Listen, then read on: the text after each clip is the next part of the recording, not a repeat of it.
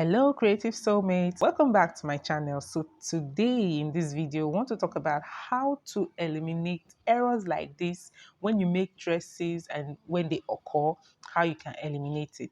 So if you are new to this channel, welcome. If you've been here, I say thank you. Now if you're new and you've not subscribed, kindly click the subscribe button, like and share this video. Also remember to drop your comments in the comment section. Now, let's dive in.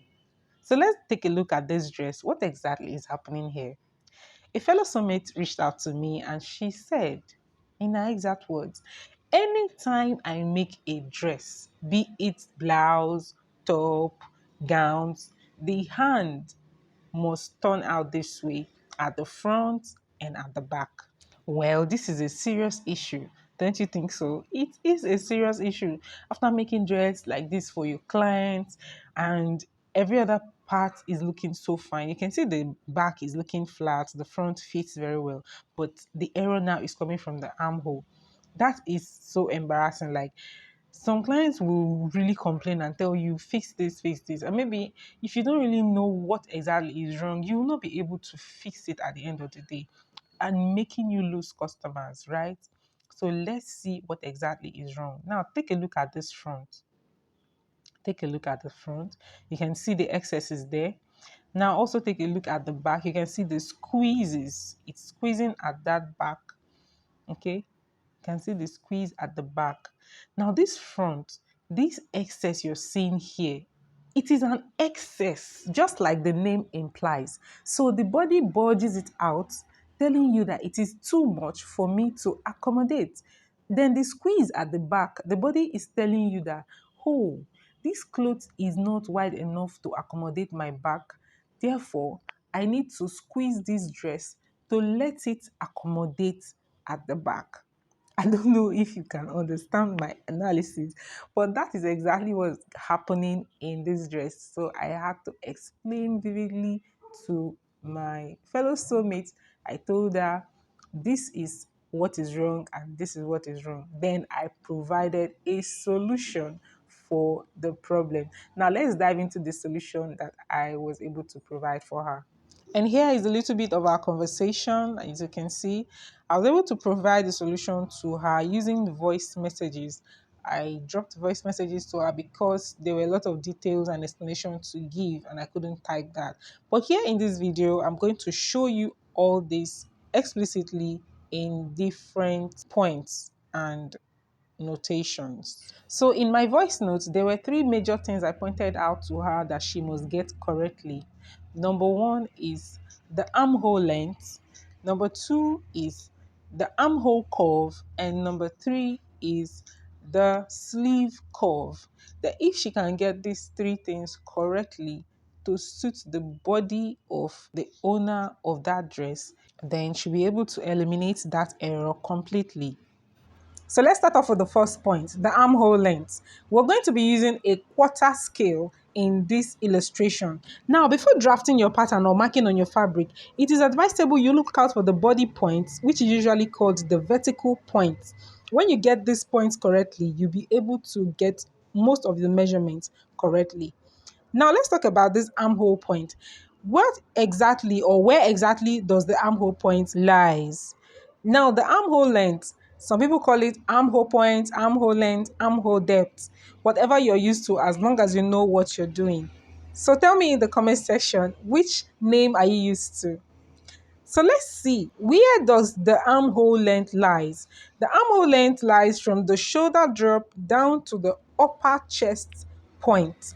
This is called the armhole length or armhole point or armhole depth. So for me, there's this formula I use for finding my armhole length or armhole depth, but we're using the armhole length in this tutorial, which is the bust divided by 6, then I'll add 1.5 inches to that. So let's see an example. If a bust circumference is 36, the bust circumference now, or divide it by 6, then I'll add 1.5 inches to that. At the end of the day, I'll be having an armhole length of 7.5 inches. Now let's take this illustration to our quarter scale.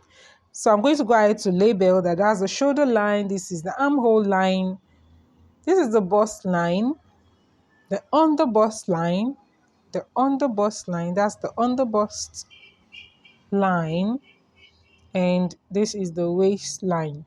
Okay, so next you want to note the armhole line. Okay, from your shoulder length to the armhole line is that measurement we got.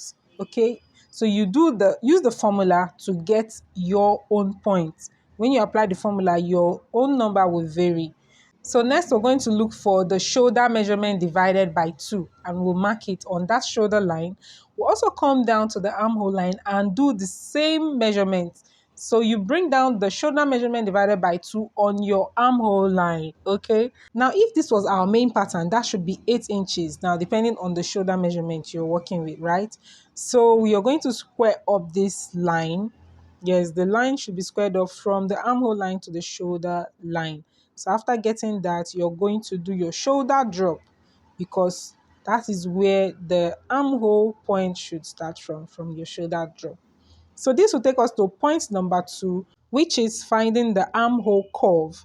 Now, to find the armhole curve, you're going to look for the midpoint of your armhole length, okay? When you look for that midpoint, you come in by about 3/4 of an inch inside. Then you're going to square up this line to the shoulder drop line. So we're making use of our curve. If it was our main pattern, we'll be making use of this curve perfectly. But this is a quarter scale, so we'll just manage to use it here. So now, on the armhole line itself, you'll be putting in your bust measurement divided by 4. This is where you will stop your curve. Yes, so you're going to take the curve. You can use your free hand to square that up, but I tried using the this big curve to square it up, and it didn't turn out well. I had to clean it up to make it curve very well. So by the time you get this curve correctly and you've taken out every excesses, you can see we are trying to take out excesses by drawing that curve at the right point. If you draw it at the right point, there's no how you're going to be having an excess by the time you're done sewing. So I went ahead to draw my curve correctly. As you can see how it flows into the shoulder line, and now we have eliminated that excesses from that point. You can see that. So that is our point number 2. So for the point number 3, we're going to be taking a look at the sleeve curve. Now this is a sleeve pattern, and after marking your sleeve, whether on your fabric or on your pattern paper, it should look something close to this.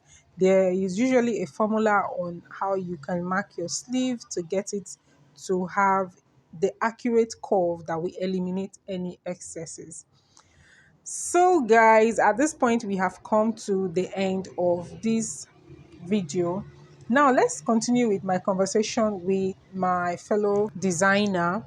So after I did all the explanation to her, she went ahead to implement the results, and we went from these excesses and errors that you're seeing right here at the front of her dress and at the back of her dress.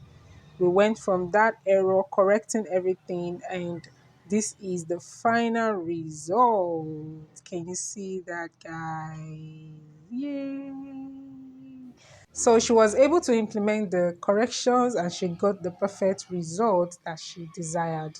Okay, and here was her feedback, and I thank her for implementing. So guys, I'm going to see you in the next video. Thank you for staying to the end of this video. Remember to subscribe, like, and share this video. Also drop your comments in the comment section. You can also join our community using the link in the description. See you.